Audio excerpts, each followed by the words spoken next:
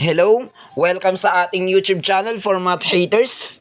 Ngayon, nasa part 3 na tayo ng ating arithmetic sequence. At kung hindi pa ninyo napapanood ang part 1 and part 2, ay mas mabuti na mapanood nyo na rin yun dahil para wala kayong ma-miss na mga problem pagdating sa arithmetic sequence. At kung hindi pa kayo nakakapag-subscribe sa ating YouTube channel, ay search nyo na lang po yung ating channel na for math haters. At mag-subscribe na kayo. Pindutin nyo na rin po yung bell, like, and share nyo na rin po sa inyong mga kaibigan para sa ating math video na magpapadali sa atin. Okay, nasa pangatlong problem na tayo ng arithmetic sequence. Pero, ito ay nakaayos sa decimal. At yung proseso naman nito ay kaparehas din sa proseso ng ating part 1. Pero nagkaroon lang ng medyo counting pagkakaiba dahil sa ito ay nakaayos sa decimal. Okay?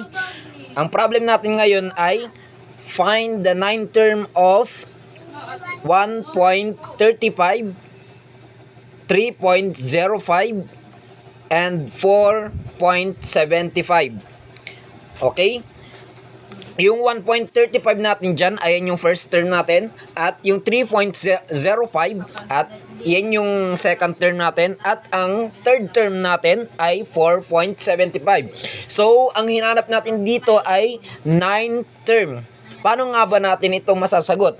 Okay, sa pamamagitan na ginagamit nating proseso or formula na gagamitin natin ngayon, ay masasagot natin ito sa simpleng paraan lamang siya. Ay sa simpleng paraan lamang, okay? So, simulan natin sa first step. Okay? Okay? Yung nakikita nyo 3.05 dyan ay nakuha mula sa ating second term and minus 1.35 mula naman yan sa ating first term. So, 3.05 minus 1.35 equals to 1.7. Okay. Huwag kayong mag-alala.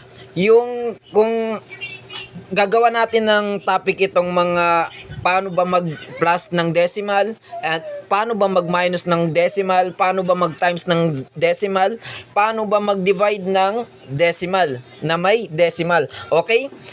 Pero sa discussion ngayon ay magpo-focus muna tayo sa arithmetic sequence. At saka gagawan ko talaga ng ng topic, yung mga decimal na yan, kasi para maging maganda yung flow ng ating pag-aaral sa ating math discussion.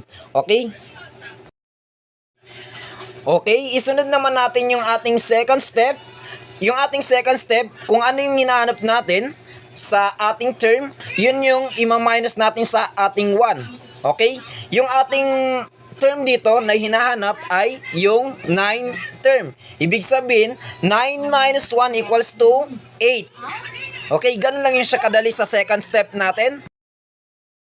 Okay? Isunod naman natin yung ating third step. Ang ating third step ay kung ano yung value ng ating first step at saka kung ano yung value ng ating second step ay ita-times natin sila. Ibig sabihin, yung 8 times 1.7 equals 13.6. Okay, ganun lang din kadali yung ating third step.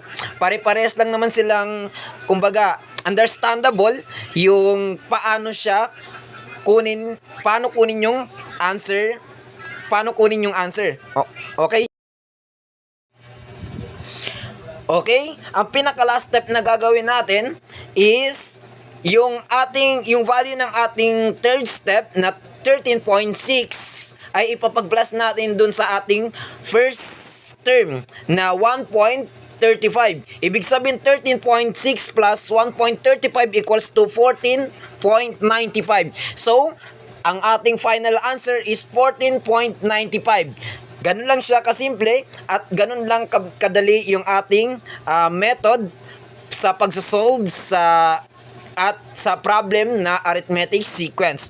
So, kapag naintindihan natin ng mabuti yung proseso or method ng arithmetic sequence, so mapapadali lang tayo kung paano natin kukunin yung kanyang answer. Okay? Hanggang dito na lang po.